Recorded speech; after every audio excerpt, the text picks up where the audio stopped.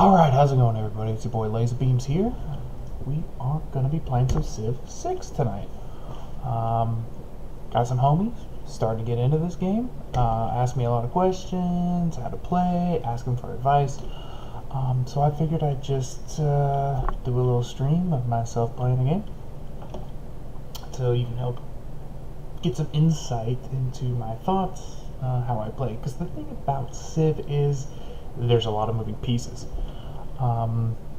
And it can be kind of hard to explain everything when you're just talking about it, because you start talking about one thing, which leads to another thing, which leads to another thing, which leads to another thing. It all sounds very complex. And there are like a lot of moving pieces in this game, but you kind of take them in bite-sized chunks, right? Because it's a turn-based game. So I figured I'll just play, and I'll kind of talk about what I'm doing, and hopefully that will give you a little insight into how the game is played. Hopefully you learn something, become a way better person, change, grow, all that good stuff. Alright, so let's get over to the game. Civilization 6. First thing to notice, playing Rise and Fall. Now that is the Civilization 6 expansion. You don't need it to start, but I am going to be playing that version. I'll talk a little bit more about that in a second. So we're going to go in, we're going to create a game. That's where you go to start the game. So, like I said, I'm going to be playing with the Rise and Fall rule set, which means I've got all the additional features that are available in Rise and Fall in my game. If you're just learning the game, you may want to play just on standard rules, because it takes out some of the more complex pieces that are added in the base game. But if you're comfortable just jumping in, you might as well just learn it all in one fell swoop, right?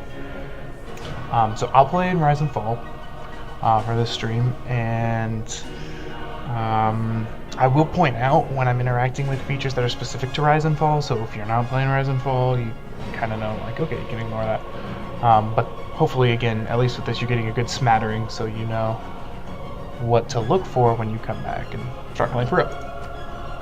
Alright, this is the setup screen, pretty easy peasy. This is where you're going to come in and select your civilization. A couple things to note. What you're actually doing here is selecting a leader, because there are some civilizations with multiple leaders. For instance, India has Yahomi, Chandragupta, the Six Pact, and also Gandhi, the Nuke Pact. Both are India, but they do have some slightly different abilities.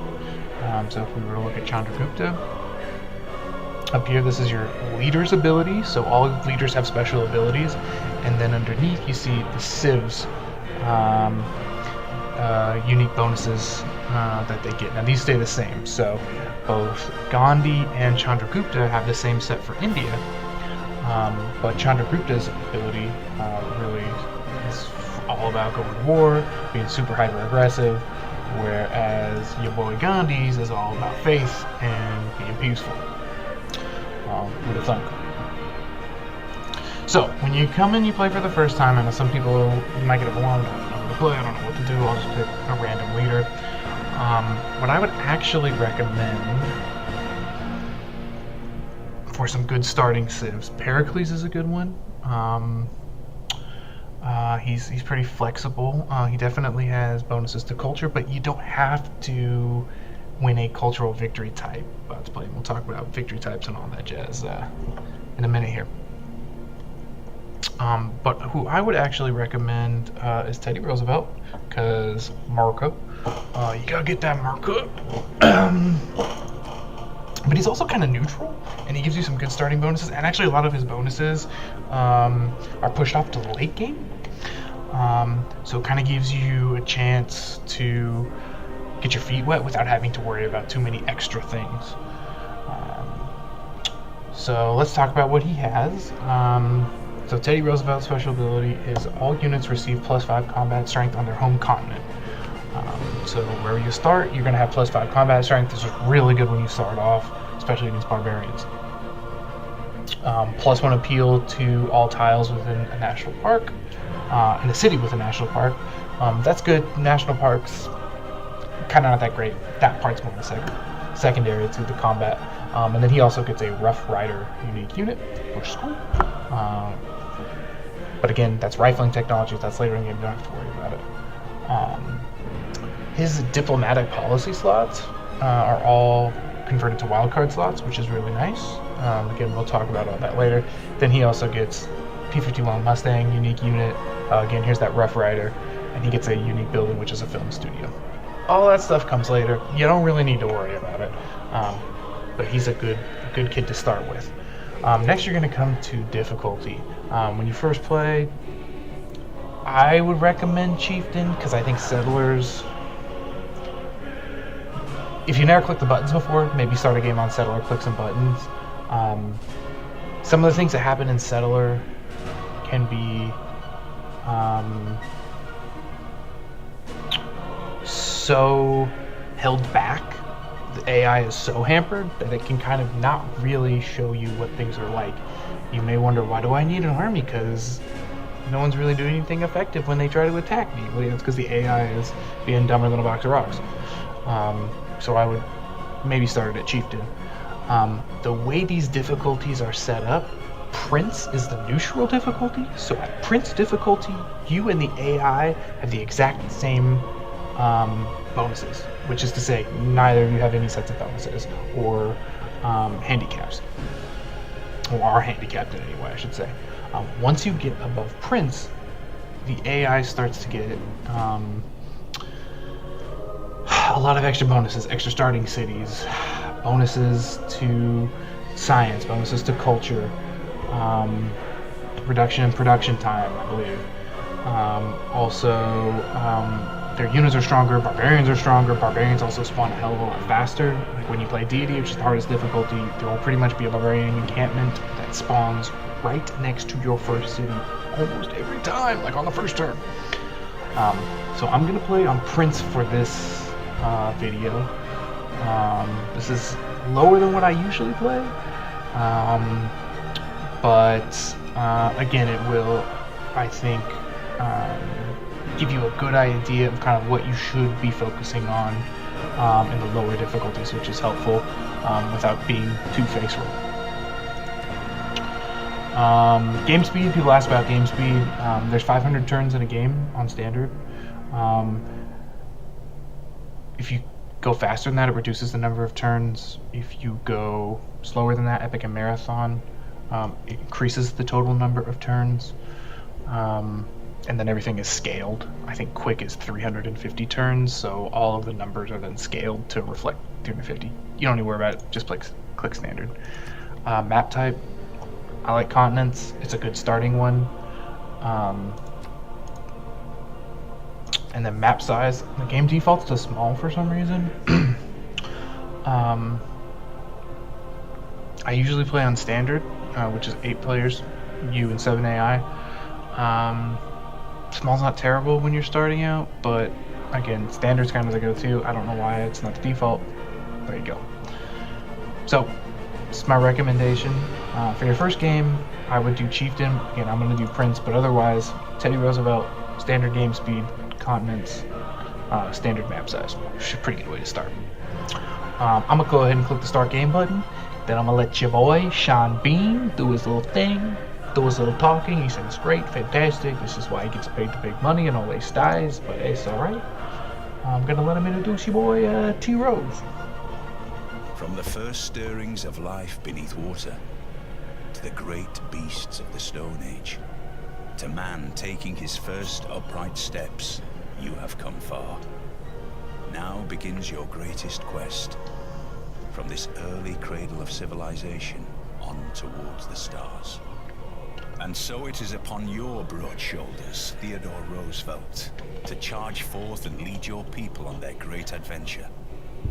Use your military might to give the peoples of your homeland the square deal they so desperately deserve. Surely, you will raise America into the limelight and attract visitors from across the oceans just to see your lands. Bully for you, Mr. President. Ha ha, bully for you indeed.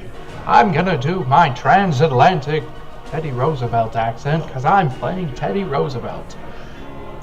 Let's get started. I'm going to change one thing in my settings real quick. Just point out. I have quick combat and quick movement enabled, which is helpful for the stream because it makes things go a little bit faster. Those start disabled by default. I like them on, but when you first start to play, you might want them on disabled. All right, so let's jump in. Let's see what we have here. So this is our first city. This is what you start with. You start with a settler, and you start with a warrior. Your settler will let you build your first city. So what do I look at when I start? So some things to note. Fresh water. We got this river here. And if you want to know what's by a river, you get your little pop-up. It says river. If you are next to fresh water, which is rivers, lakes, lots of natural wonders, you will get bonus housing in that city if it's connected to fresh water. That's important. You need housing to house your citizens so your cities can grow. And general rule of thumb is you want your cities to be as big as possible. So I'm going to move my little overlay over here so you can see the mini-map. So starting next to a river is a very good thing. Now we want to check out kind of the terrain around us. What do we have?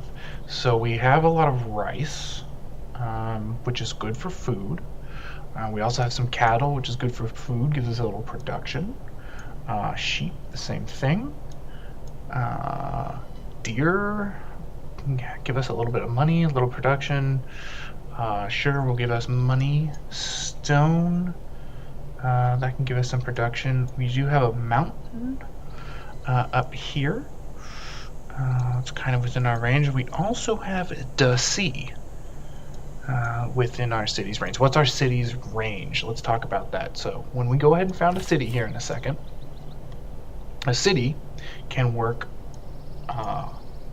up to 3 tiles away from it. So if this is the city, 1, 2, 3, I can work all these tiles. 1, 2, 3, I can work all these, so on. So that's kind of your city's range. So that's definitely something you want to think about when you're founding your city. What is going to be workable by me? And you'll see how the borders expand, but it starts with this concentric circle and it kind of works its way out. So you can work whatever's right next to it first, and you'll get to the other ones eventually. So, pro tip, I always move my warrior, do a little scouting before I commit to founding my first city, so I can get a slightly better view of what is around us. I think I'm going to move him to DC. So you can see that guy moved really fast. That's that quick movement. To see what's over here on the coast. So let me explain my thinking here. I am at some point going to want to start building some ships. In order to build ships, you either have to have a city that is on the coast. So right where this warrior, if I built a city right there, that would be on the coast. Or you can build a specialty district, which we'll talk about, called a harbor, which can be built on one of these coastal tiles. And that can build ships. So given where I am now, I could move my settler out here and settle on the coast. I would have access to these fish. I would have the sheep and the cows right away. Because I won't get access to that fish if I settle here. Because 1, 2, 3, 1, 2, 3, right? It's just out of range. Now I wouldn't have fresh water here if I settle on this desert. But what I could do later, eventually we earn technology construction, which gives us the ability to construct an aqueduct. And we could build an aqueduct from this mountain to this city. That's a possibility, but that doesn't come till later. You can see we start this game in the year 4000 BC. So we start in the ancient era. It's not till the classical era that we get aqueducts. So that's something later. Probably don't want to do that quite yet, considering we can still get a harbor out here if we absolutely needed to. My general rule of thumb is I like to found a city on the first turn. The reason for that is you gotta either have a really bad spot that just spawn in, or there's a really good spot you can move to make up for sacrificing a turn of not doing anything. Because if you don't have a city, it's not generating you any resources, not doing anything productive. So it's generally a good idea to found the city on the first turn. And that means either founding the city right where you are, or moving one tile into an area of easy terrain. What is the term for that? Also, something super helpful, this question mark is the Civilopedia. You can look anything up about the game in here. Movement points. I can't remember what the term I'm looking for. Let's look for hills. Sure, grassland hills. Guess it doesn't say. We'll just call it heavy terrain. If you move into heavy terrain, which is like the forest becomes heavy, these marshes over here become heavy, the hills are heavy. It takes 2 movement points. Most units have 2 movement points by base, and you have to, it's like paying a toll when you want to move into those. So for instance, the settler could move here and here, or here and here, 1 movement point here, 1 movement point here on this nice flat grassland. He could move into this forest here, and he would spend both of his movement points. So you can see movement cost of 2. What he could not do is move here and then move into the forest. And the reason for that is because he would spend 1 movement point here, and then he would need to pay the next 2 movement points to move into the forest. Now, for my homies who've been playing at Civ 5, Civ 5 works differently. Civ 5 is a subtraction system where you move here and then it subtracts. You move here and then it subtracts. So if you had 1 movement point left, you could still move here. It would subtract from 1 to -1, can't go to negative, so it would just sit at 0, so you could kind of sneak in there. That's a big difference. It actually plays a pretty big deal in the strategic movement of your troops later on. But I digress. Let's go ahead and found this city and start to get real. Because I like where we're at. Let's do it. Washington, all right.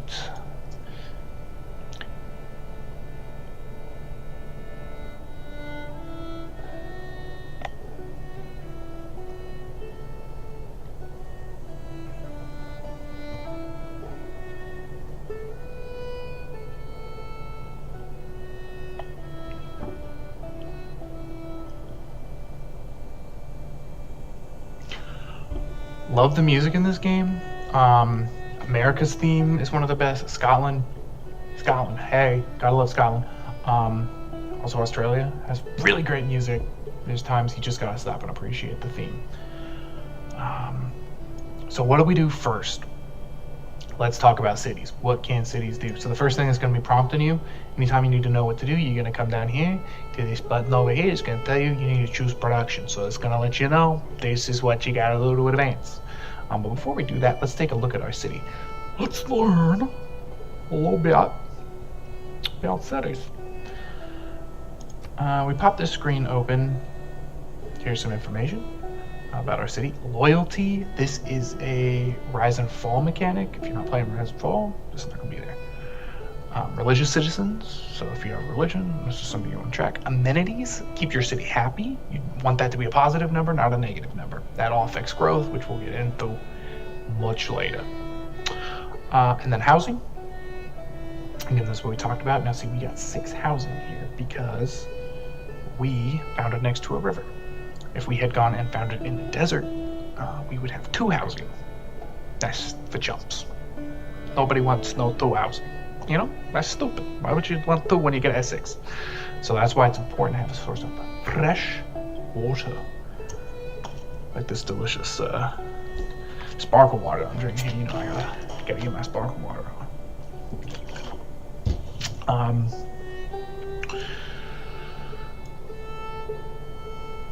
This lets us know it's the capital. This is the name of our city, or the emblem of our civ, so America. Again, this is telling us that this civilization is loyal. This little green arrow means loyalty is going up, up. Again, that's rise and fall mechanic.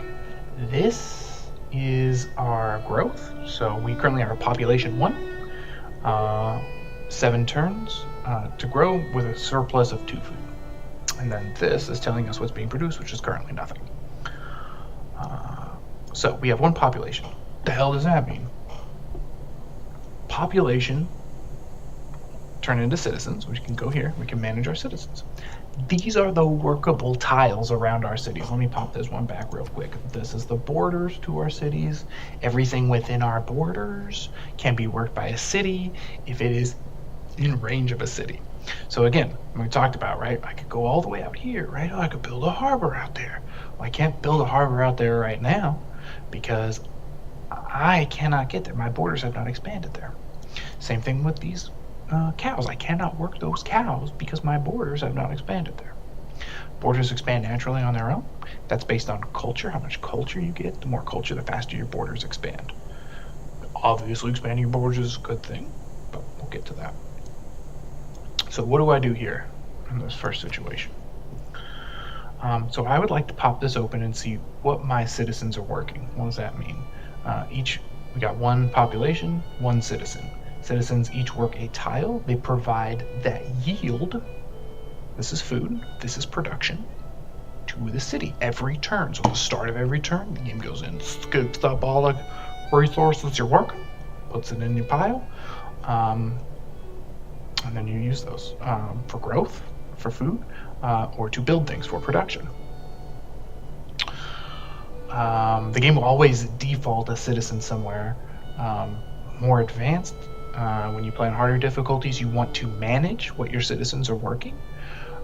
When you first start out, especially on lower difficulties, what the AI does for you automatically is usually okay. So I'm not going to spend a ton of time in here. I'll spend some, so you, again, because I want you to see where my thought process is at. But don't stress too much about this. Think of this as like a stretch thing that you'll get there eventually. So right now we're working these deer, getting 2 food, 2 production. I'm okay with that. Sometimes I would switch over to just the food. But I think I like this. I think I like this okay. This will help us get out our first unit. I like to go for a scout first. The reason being, it's super important to get a lay of the land. Because one of the first things you want to start planning in this game is where you're going to expand. Where's your second city going to be? You also want to see if there's any barbarians around you. That's super important. And you also want to find other civilizations, other city-states, because those give you bonuses. And they also give you era points, which is something that is for Rise and Fall. If you have Rise and Fall, basically every era in the game, ancient, classical, medieval, etc., if whoever has the most points, or a certain number of points within this range, for instance, at the beginning of the game, 0 to 11, if that's what you're at, when we roll over into the classical era, you will be in a Dark Age, so you get some penalties. But there's some interesting things that happen in Dark Age as well. It's not all bad. It's not, you got a Dark Age, Alt F4. Normal Age, I'll use whatever. It's normal. And Golden Age, give bonuses. It's a good thing. Again, don't stress about that. That's some advanced stuff. If that's just going to happen, you just kind of want to let that happen. You'll see as we play how it works. Don't worry about it. Needless to say, we want to scout. Why do we want to scout? Because we want to see what's around us. so that we can get an idea of where to settle our next city, meet our neighbors, and also look for goodie huts. Forgot to mention that. There's tribal villages, non-hostile ones, that give you some really nice early game bonuses if you step on them, so definitely want to do that. All right, so let's go ahead. Next thing we got to do is choose research. A couple ways to do that. It's always going to prompt you if you need to research something. We also have our choose research over here. And we can also open the technology tree. We can also get here clicking this button. So this is the tech tree. This is where we start down at this end with our ancient technologies, ancient era. Now we're gonna go, there you can see classical era, like I was talking about. We're gonna go all the way down here eventually to the information era. This is how the game progresses. At the beginning of the game, these are the first 5 technologies you can research. As you can see, if we don't look in the tree, it just shows us the 5 that are available to us. When you first start to play, this can cut down the clutter a little bit if you only use this side panel, because you're not seeing everything. But I would really recommend always going in and selecting, especially early on, from the technology tree, because this shows you how you get from step 1 to the other. Civilization is a game that's all about making small decisions that lead to other decisions. That's why the game is, one more turn, right? That's the whole thing. You get addicted to it because you always want to do the next thing, because you do this, which naturally leads to this, which leads to this. You're always setting something else up. So you want to get in that mindset to figure out what you're setting up. And technology is the #1 place to do that, in my opinion. So how do we pick what we want to research first? Well, these 3 are always good. You always need these 3. Oftentimes it doesn't really matter which you take first, especially on the lower difficulties. The way I usually choose is, well, what the hell's around me? So we talked earlier about I can, get these deer, get these cattle, get this rice. What does that mean? We get builders. That's something we can build. Here's our little builder. Builders go out. They improve the tiles. For instance, a builder, pro tip, you can come over here to map options, select show yield icons. The hotkey is Y on your keyboard, which I will use quite often. It's a little cleaner without it, so I'll leave it off, but I will turn it on to talk about some things. There's 3 food on this rice. If I build a farm on that rice, it will go to 4 food, so it makes better.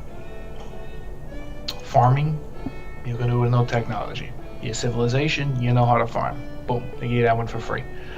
If I want to work these cattle, I'm gonna need to build a pasture around them. That requires technology, specifically the animal husbandry technology. So we can see here, the pasture improvement can be built on valid resources, and it gives you +1 production. Pretty sweet sauce, eh, guys? We also have the camp, can be built on specific improvements. Let's see if I right-click this. Beautiful, beautiful. If you right-click anything, any of these guys, it'll take you to their entry in the Civilopedia. So you're thinking to yourself, a pasture on the valid resources. Which valid resources might those be? Let's take a look. Cattle, or is it sheep? Boom. Let's do the other way. I got these cattle. I don't know, how do I make them cattle better?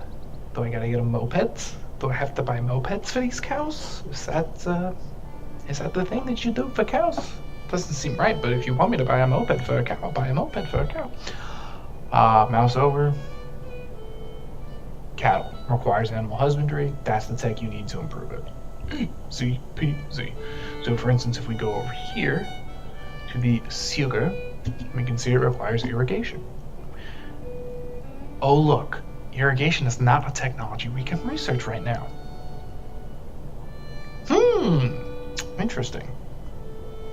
This is why I recommend always opening the tech tree, because if we open the tech tree, oh look, it's ya boy, irrigation. So now I can think it's not just picking one of these 3, or 5 if we include these guys too. It's thinking about, well, when do I want to get irrigation? Does I want to get right away? What does irrigation give me specifically? A plantation. Plantation gives me +2 gold. So that's helpful if I want to start making that cash. And much like Entertainment 720, I'm all about specializing and making stacks on stacks on stacks on stacks. So money's a good thing. It also gives us a luxury resource, which sugar is. Luxury resources give you those amenities, which keep your people happy. We want positive numbers for amenities. So that's a good thing.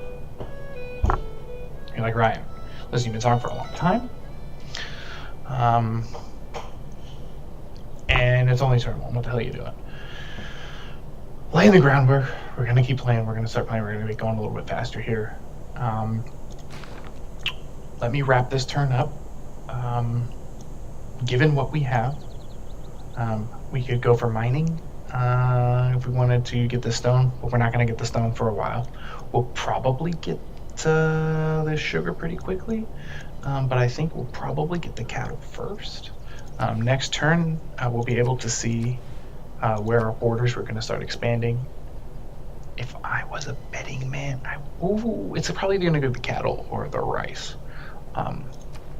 But since we'll be able to improve the deer, the cattle, and eventually the sheep, we're going to go with animal husbandry first. Animal husbandry also gives us the ability to harvest a resource, which means you can use a builder to remove that resource from the map, and it gives you a one-time big fat bonus. Don't use that too often on individual resources. It's usually not worth it. The long-term benefits are better, with the exception being forests, jungles, or rainforests. They're called in Civ 6, and marshes, because you need to clear those to build things.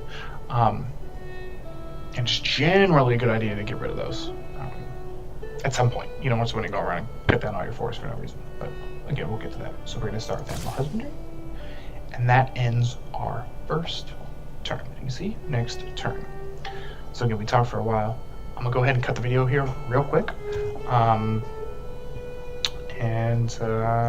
yeah, then we'll go on to turn 2. We're gonna pick up the pace a little bit here, and see what that's like.